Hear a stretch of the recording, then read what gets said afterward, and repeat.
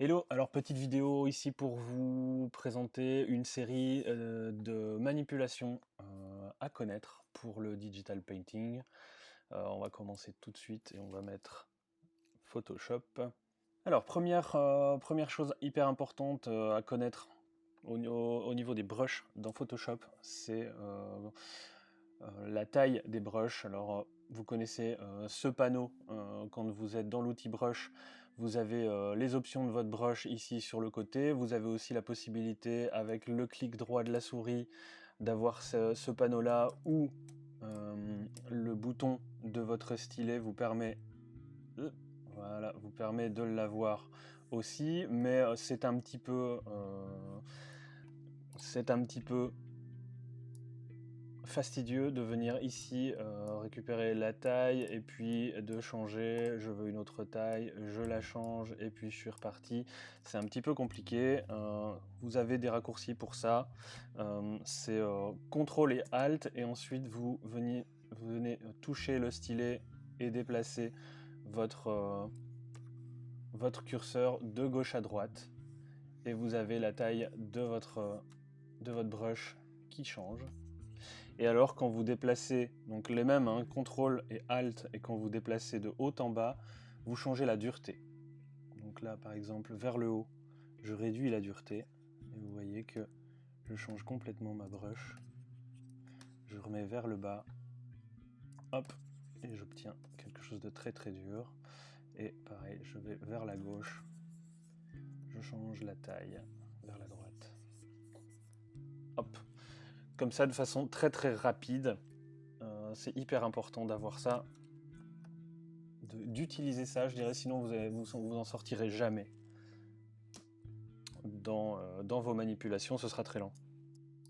Deuxième manipulation importante quand vous êtes en train de travailler avec votre tablette dans votre image, à un moment donné, vous devez par exemple faire des lignes sur le côté de quelque chose, et alors vous n'êtes pas bien placé, vous avez le poignet qui se plie un petit peu, vous êtes inconfortable, vous avez la touche R qui vous permet de modifier l'orientation de votre plan de travail. Donc l'image restera de toute façon la même, c'est juste le plan de travail qui entre en rotation, et donc vous avez beaucoup plus, et donc vous rappuyez sur B pour récupérer le stylet, et donc vous pouvez comme ça, de façon beaucoup plus facile, venir dessiner ce que vous avez à faire dans le bon sens. Troisième manipulation, toujours avec la brush, c'est la meilleure façon pour faire des droites. Donc c'est pas avec l'outil droite qu'on peut avoir là, avec l'outil ligne, mais c'est directement avec une brush. C'est la touche Shift qui vous permet, quand vous l'appuyez, d'avoir, une fois que vous tracez, quelque chose de droit. Ça fonctionne verticalement aussi. Et alors, un petit truc aussi, c'est que si vous ne le faites pas pendant que vous tracez, mais que vous le faites au clic, par exemple à la souris, je vais prendre la souris, ça vous permet aussi, donc j'appuie sur Shift, et je clique, et vous voyez qu'en fait, ça me relie le dernier point avec le suivant, par des droites. Ça peut être très utile pour de la construction de bâtiments, de villes, de machines, de véhicules, de trucs comme ça.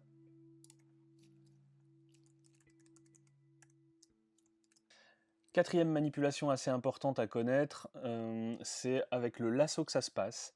Vous connaissez bien évidemment le lasso standard.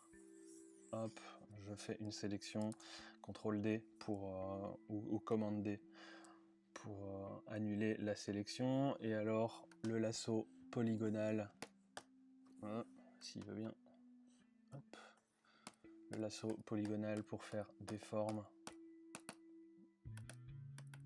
hop, il va se fermer, pour faire des formes rectilignes. Eh bien, vous avez dans ces outils une petite manipulation à connaître qui concerne la touche Alt. Donc quand vous utilisez cet outil-là, vous sélectionnez quelque chose, vous pouvez appuyer sur Alt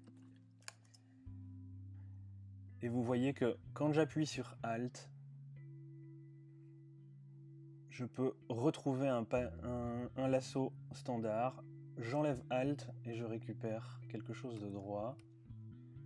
Je rappuie sur Alt, je peux à nouveau faire quelque chose de libre et puis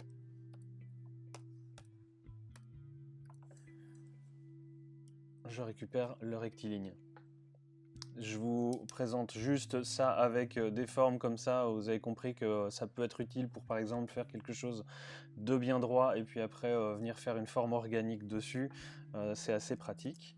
Et vous l'avez dans l'autre sens aussi, c'est un peu plus particulier, c'est que vous avez l'outil standard qui fonctionne comme ceci. Et quand vous appuyez sur Alt, hop.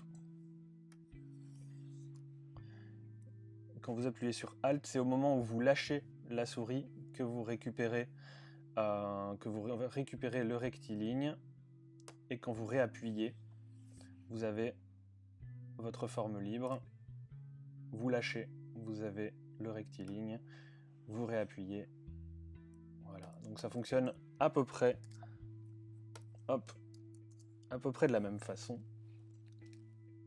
et c'est très très pratique. Alors, cinquième manipulation intéressante à connaître, quand vous avez fait une forme et que vous avez besoin éventuellement de la dupliquer pour vous en servir et peut-être la retoucher après hein, sur un autre endroit, vous pouvez utiliser l'outil déplacer, donc le raccourci c'est V, vous appuyez sur V, vous avez l'outil déplacer, vous l'avez là aussi. Et quand vous appuyez sur Alt et que vous déplacez, vous faites une copie sur un autre calque. Vous voyez qu'il a créé un autre calque qui s'appelle calque 1 copie, sur lequel il y a aussi ce dessin. Donc il vous recopie en fait l'intégralité soit d'une sélection, soit d'un calque.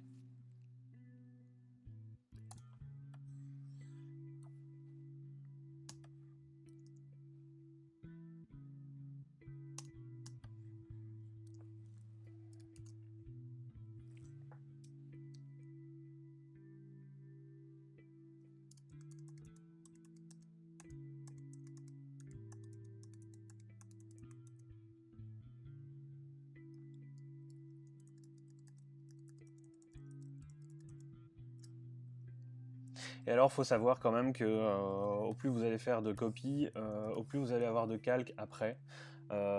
C'est pas vraiment un souci en soi, mais il faut juste en avoir conscience et ne pas hésiter après à aplatir, c'est-à-dire à faire de tous ces calques un seul calque. Donc quand vous êtes sur un calque qui est au-dessus d'un autre, quand vous faites CTRL E ou sur Mac commande E, ça vous fusionne les deux. En fait, vous avez le calque du dessus qui passe sur celui du dessous et qui deviennent un seul et même calque. Vous pouvez le faire à la suite. Et donc, vous avez ici, je viens de le faire plusieurs fois. J'ai toutes mes copies qui sont sur un même calque. Et alors, vous pouvez le faire avec le dernier. Et là, vous avez tout le monde sur le même calque. Alors pour la manipulation suivante, c'est plus pour vous aider dans vos dessins. Pour ça, je vais prendre une image, ce sera beaucoup plus clair parce que là, il n'y a rien à l'écran.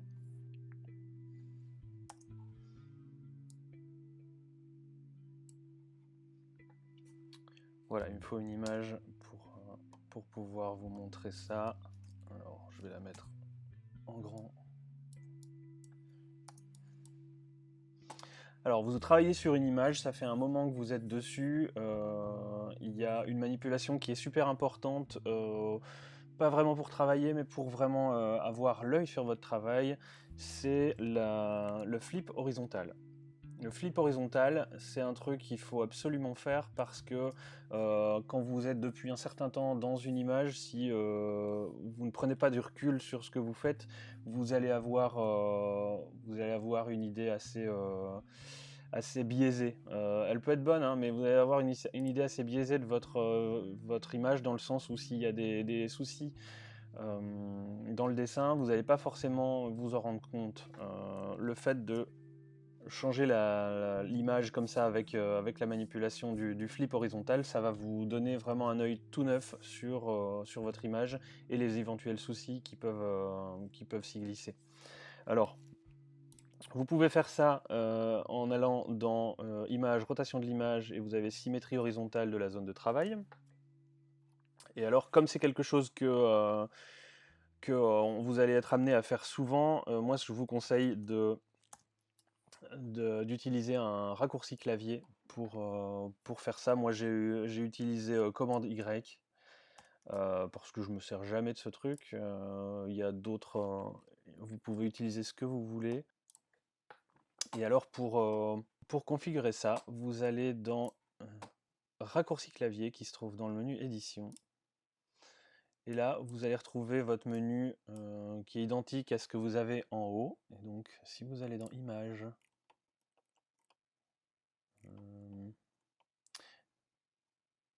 rotation de l'image, vous avez ici symétrie horizontale et vous voyez un petit encart ici. Moi, j'ai commande et Y qui est affiché. Si je le supprime et que je viens mettre par exemple 2, alors il veut pas 2. Si je mets commande U, alors il vous affiche ce que vous venez de taper, et alors il me dit que commande U c'est déjà utilisé pour gérer la teinte et la saturation. Voilà, moi je remets commande Y, c'est ce que j'ai choisi, et vous faites accepter. Et donc là, il a retenu que c'était ça, vous faites OK. Et donc, commande Y, et vous le faites à volonté. À savoir que c'est une manipulation qui, une fois que vous avez un gros fichier avec un certain nombre de calques, elle peut être un peu moins rapide que ce que vous pouvez voir ici. Et alors la manipulation suivante c'est pas une vraie manipulation, mais c'est quelque chose qui est important. C'est ici la fenêtre de navigation. Elle n'est pas forcément mise tout de suite par défaut là. Je pense qu'elle est ici quelque part dans les options que vous avez dans cette barre-ci. Moi, en général, je la mets ici en haut à droite. Ça m'aide beaucoup, pas parce que je l'utilise tout le temps pour naviguer, parce qu'on peut aussi utiliser la barre d'espace pour se déplacer, pour faire le pan, comme on dit, sur son image. Vous pouvez le faire ici aussi, et utiliser la barre ici pour le zoom, ça c'est pratique, j'avoue je l'utilise, mais pour le pan en général j'utilise la barre d'espace, comme ça en fait vous pouvez garder votre outil. Par exemple là je suis en outil déplacé, je me mets, hop, on va pixeliser pour bien montrer, je suis avec ma brush ici, je suis en train de faire quelque chose, j'appuie sur la barre d'espace, je me déplace et j'ai toujours ma brush en fait, et je ne dois pas changer d'outil. Ensuite, je vais vous parler des modes de fusion, mais pour les brushes. Donc là, j'ai une brush. Hop. Je vais prendre une autre couleur. Hop. Alors, je crée un nouveau calque, par exemple, et je dessine quelque chose dans le ciel, ici. Hop. On fait une espèce d'ovni, admettons.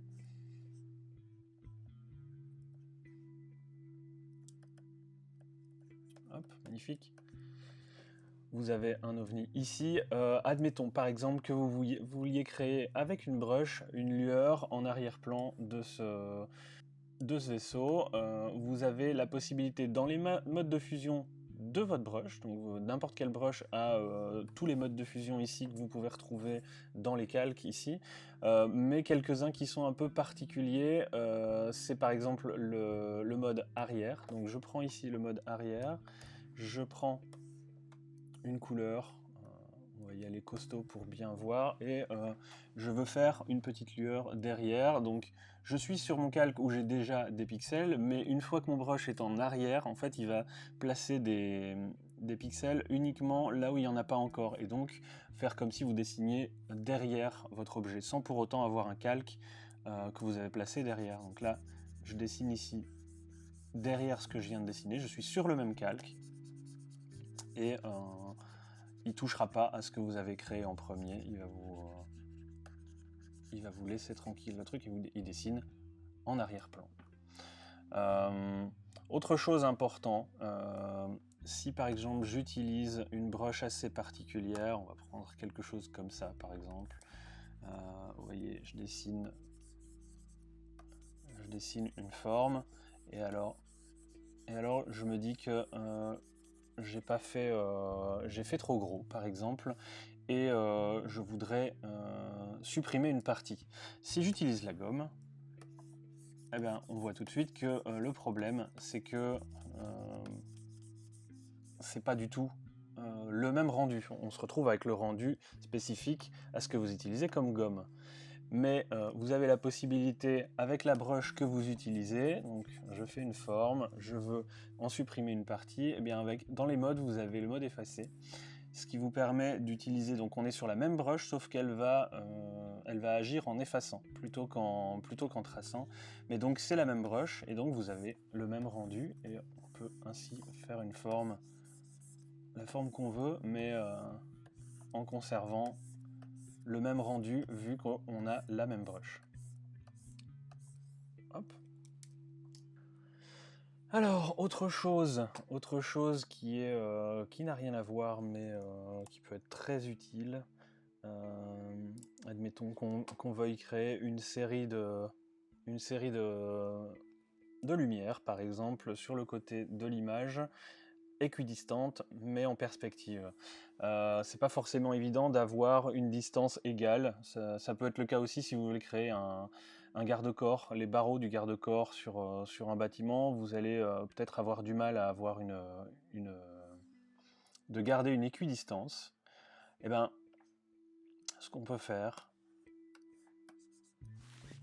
c'est si vous voulez créer quelque chose, vous avez par exemple ici, je fais une lampe qu'on peut retoucher après, hein, et j'en fais une deuxième. Eh bien, le mieux, c'est encore d'utiliser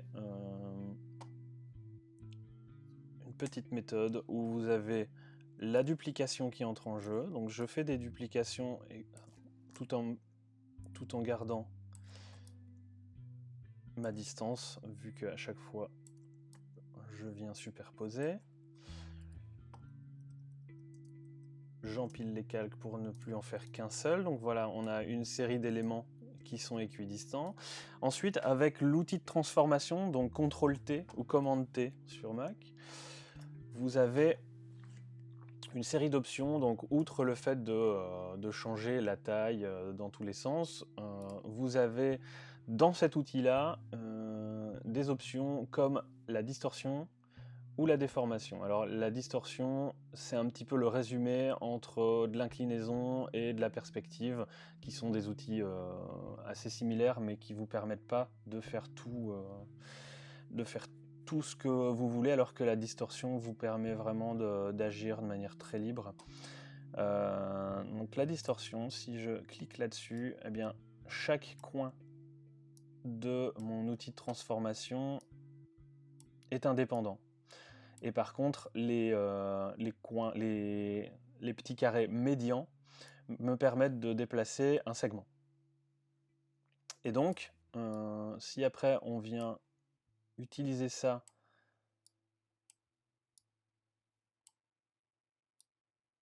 pour faire une perspective, assez facilement, vu que il s'agit d'un rectangle, donc un rectangle en perspective où vous faites facilement une équivalence, vous pouvez faire comme ça